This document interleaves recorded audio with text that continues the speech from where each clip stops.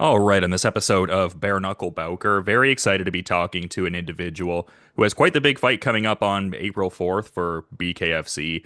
Going to be challenging for that welterweight championship and taking on the sitting title holder Austin Trout is Carlos Trinidad Snake, and great getting to have Carlos on Bare Knuckle Bowker. How's your day going so far, man? Doing great, Dylan. Thanks for having me. Yeah, no, it's great to have you on the program, and it seems like so many things fell into place for you in a certain regard. Like it seemed like one of your, I guess, big wishes, big wants was ultimately granted, and it seemed like there was a lot of momentum heading into that. So, yeah, just what's the sentiment? I imagine euphoric, just very excited about this opportunity, but curious to get your thoughts on when you got the official confirmation that the, title challenge would be your next fight. Yeah, so I was actually out in LA. I was helping one of my teammates, Jamal Hill, get ready for his fight coming up, and I got the confirmation that we're gonna fight in Dubai, and just super excited, man. Just a great feeling. I was also super excited to go international, to get out of Omaha. I fought a lot in my hometown, and I think I went to Montana about one time. So I've had my passport for like 2, 3 years. So I'm glad I get to finally use it. Yeah, and just what a massive, entry into this market. Like it's so cool alone that it's part of that international expansion into the Dubai market, but getting to headline the first night of what's ultimately a two-event kickoff in Dubai, like that has to be pretty cool, I would think. Oh yeah, it's history. It's history for sure. The first bare knuckle card in Dubai. I'll be the first main event out there. Um, it's going to be great. Like I said, we're going to make history out there. We're going to go knock Austin Trout out. We're going to take his belt in spectacular fashion. And I saw in a BKFC article on their website that you're almost looking at this showdown as a bit of a passing of the torch moment in a certain regard, like touting his abilities and the fact that he is the reigning and defending world champion, but just also that mentality of, believing you're the best at 165 and finally getting the chance to prove it. Like, what are your thoughts on, I guess, just his general run so far, his resume in the sport, because it kind of seems like he's done like a bit of a speed run as far as like Yeah. becoming the champion and defending the title too. I think it was kind of trash, man. I wasn't impressed by it at all, to be honest. Like I had 6 fights in the bare knuckle. I've ran through all my opponents. I've taken everybody down the line. I've never said no to anybody. Um, so like I knew he was going to come and bypass me just with his status and everything, and so I wasn't really too worried about it. But I always knew I'd get this opportunity here to prove myself against Austin Trout, and that's what I plan to do. I do feel I have the skills to beat him. I do feel a lot of people are overlooking me, and they think I'm just a bare knuckle fighter, but I'm an all around mixed martial artist, man. I train everything. I've been fighting for 10 plus years, so I'm excited to go out there, put on a show, and make my name known to the world. I mean, is that the sentiment you've gotten from people? Is that you're almost the underdog in this fight? Yeah, and it's kind of shocking to me because, like I said, 6-0, undefeated, 4 knockouts. I've never been an underdog in any one of those fights, and so it's just kind of shocking. Austin Trout's a little bit smaller than me. He's shorter in the height, shorter in the reach. So, I don't really understand what they think they're going off of. They think he's slick, they think he's elusive, but the onus is going to be on him to come at me. I'm not going to chase him. Because I feel like that's been his general methodology, like kind of being that matador to the bull sort of thing. And you mentioned his, length and elusiveness in some of his previous BKFC fights. Like, do you think just with your overall fighting pedigree that you outlined, and like you said, you have like a longer reach, so I mean that kind of plays into it. Like, do you think you have like the, I guess, stylistic base and just physical framework to, be the one to hand Austin Trout his first loss in the BKFC? Of course, I don't think he's taking on a challenge like me. I don't think he's. I mean, he's fought Luis Palomino, little tiny dude. He fought Diego Sanchez, dude who should retire. Definitely a great athlete, a good name to put under his belt, but it was just, to be honest, it was a sad performance. And so, yeah, I like to go get that one back for Diego, for all the MMA guys out here. To me, I'm looking at it more like MMA versus boxing. I feel like a lot of people think, I don't like they think he's like the best in the division. They think that nobody could beat him because he was a former champion. But I'm going to show you, man. You believe in yourself, a little hard work and determination, you can get anything done. Yeah, and I mean, I guess presuming that this would hold some value to you as well, just with him also being pretty high in those pound for pound rankings. I mean, if you get the kind of win you seem to be foreseeing here, I mean, you could be right in that mix theoretically as well, just on that pound for pound kind of level. Yeah, and I feel like I'm already on the pound for pound list. If you're a real bare knuckle enthusiast and you watch the shows, you watch the fights, you know I'm one of the best. I feel like it's just status, like I haven't fought anybody with a big name like Austin Trout. I haven't put anybody, I guess, like I said, fought anybody with a big name like him. So it'd be good to beat him and just show everybody, like I said, that I'm the best and taking on any and all comers. Yeah, for sure. And just something I also wanted to kind of circle back on because you mentioned your teammate Jamal Hill and being, very involved with the preparations for his last fight there against Yuri Prohaska. And I was kind of noticing the Instagram photo there as well. Like, what were your thoughts on that Hill versus Prohaska fight? Because didn't necessarily go in Hill's favor per se, but a very exciting fight. And, I would think there'd be some positive things to be gleaned from that performance. So, yeah, what were your thoughts on that Hill versus Prohaska fight earlier this year? My thoughts on it is just it was a good fight between two champions throwing down. I think Yuri definitely made some adjustments. He made the right adjustments. I think Jamal, he had a good camp and everything. We were definitely working hard, doing all the right things. It's just a game of inches when you're out there. If Jamal would have caught him clean with that hook, with that first hook that he threw, maybe it could have gone the other way. Uh, it's just like I said, just all part of the game. It's all part of the process, and just right back to the drawing board and get right back to it. That's all we're doing. I'm right here in camp with my brother right now, and like I said, we're getting right back to it, working, always working.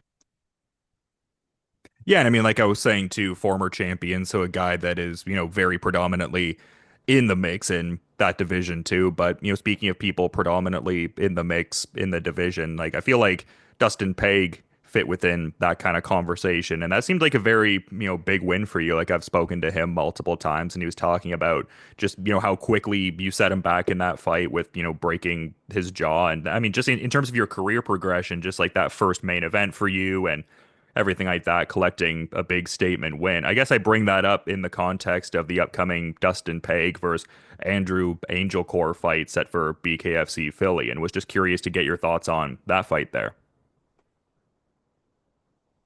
Man, I am more to fight. Those dudes are good dudes. Both those dudes work hard. You know, I can't really pick one. I like Destin, like I said, his former opponent. We definitely talked before, and like he's a super nice guy. No bad things to say on him. Drew Angelcore, I don't even know Drew Angelcore like that, man. And just watching him up, I was like, man, that dude's a problem. That's a dog. He got that to be in there, and surprisingly, he always messaged me and just like, man, you're a good fighter. He supports me. He just bought one of my T-shirts, and so I'm like, Angel Court, he's a good dude too, man, and I definitely support both of them. I'm wishing them both the best, good health when they come out of there, and go in there, get the job done, boys, and we'll just see who the winner is. And it seems like there's a cool camaraderie between yourself and just really a lot of the BKFC fighters, from what I can tell, especially, divisional peers and everything. Like, I also got that sentiment with you and former BKFC welterweight champion Alvin Brito after you guys had your fight. And then your last contest there in the comment section on the Instagram video, I saw Jake Lindsay kind of touting your ability as well, another fellow ranked welterweight. So just kind of cool to see that even among divisional peers who are like right there in the top part of the rankings and all. Yeah, I think it's just all respect, not I don't think anybody out here has any animosity towards each other. It is, it's a job that we all do, and I enjoy doing it. Like, it's nothing personal. I'll be the first one to buy the guys a beer, or just whatever they do, water, whatever it is. But yeah, it's never perfect for me, man. Like, it's all part of the plan. I have a vision, and I got to make it happen. And just curious to get your broader thoughts on just what's happened in the company, since your debut in 2021. Like we've talked about going unbeaten across 6 trips, to the space, but over the course of a few years, it seems like a lot of big things have happened. Just, Conor McGregor being a partial owner of BKFC now, the big DAZN deal. Like just kind of curious to get your thoughts on some of those aspects as far as like, the growth of the Um, company and how that I'm could sorry, benefit Dylan, you. you kind of cut out a little bit. Can I get you to repeat that? Oh, sure. I was just speaking to like how long you've been in the promotion and some of the more quasi recent developments with like say Conor McGregor being a partial owner of BKFC, the DAZN deal. Just curious to get your thoughts on some of those kind of things. I think it's cool. It's awesome, man. When I joined the sport, the bare knuckle, it was so fresh, and that was my whole intention. Is that I knew it would blow up. I knew it was easy to make a splash in there. They're bringing over a lot of retired UFC fighters. They're bringing over just a lot of new talent, And I like I said, just believed in the skill, and I was like, I know I can make a splash in here, make a name for myself, and it's awesome to see the company grow in the same time, like the DAZN deal, go expanding more on the international side, getting a big name like Conor McGregor, and then like expanding those international deals, going to Italy, going to Spain, going to Dubai, Bulgaria, all those things. So it's super exciting, and I'm super excited to see where the company will go in 5 years, 3 years. Because every year that the company I've been with the company so far, they have advanced. They've grown. They've put on bigger shows. The Knucklemania events. I think it's cool that they have something like that. Bringing in all their top fighters at like one big show every year. I think that's awesome, man. I think it's a different kind of strategy that not a lot of other fight promotions use.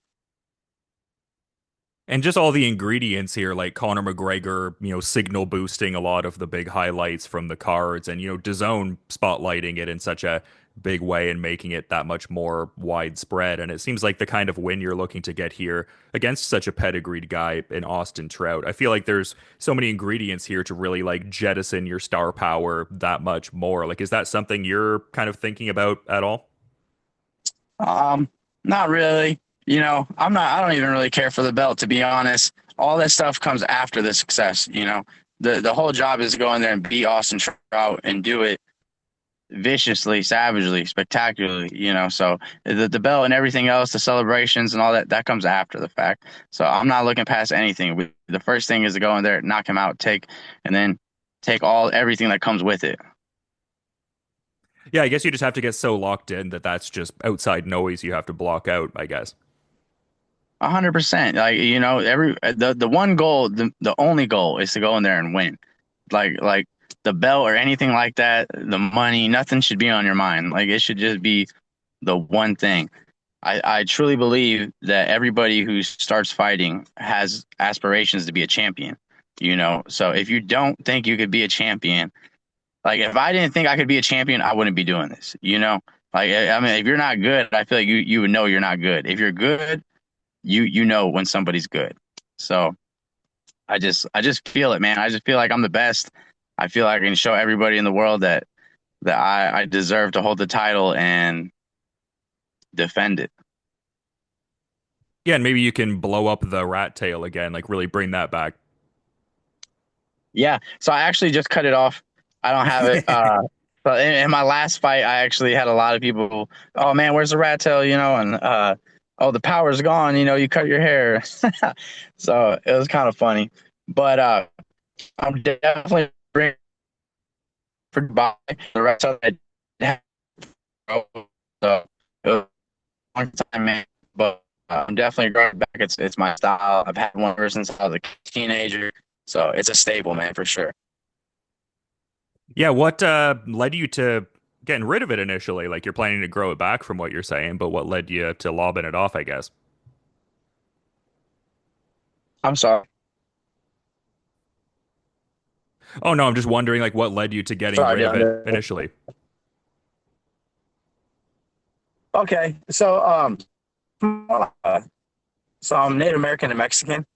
So my tribe is more like when someone you love passes away, you cut it off and you bury it with them.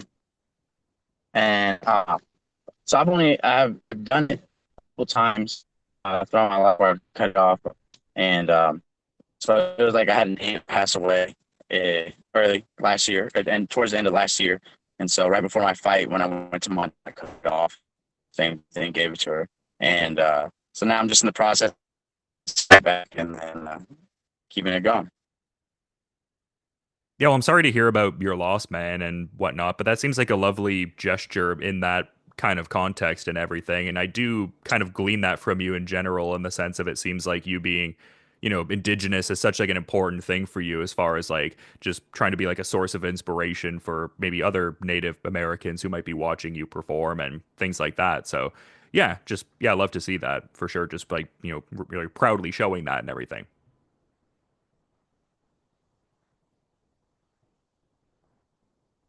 Yeah, I think it's awesome.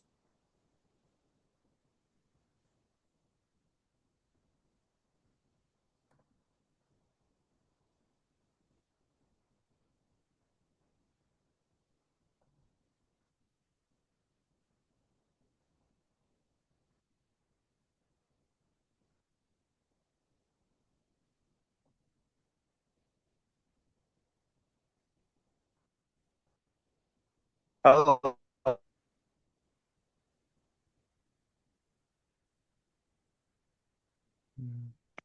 you there? Yeah, hey, you just kind of yeah popped out briefly. Yeah. What happened? I'm sorry. I'm out in Vegas getting some training. Like I said, just getting ready, everything for the fight. I take this very seriously, and so I'm just moving around. Just have some bad cell reception right now, so I apologize. No worries at all. I mean, you're training out in Vegas. I feel like I'd be remiss if I didn't get some insights into like where you're training at and who you're predominantly working with ahead of this title fight. Yeah. So I'm out here training with the dog, Jamel. I'll go, bro.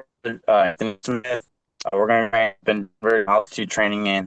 And then my main training partner is my brother, Blaine Richards. He's the CFFC 70 world champion. We're together. And when I stay as my brother, we do everything together. Go everywhere. We train every day. And if I'm not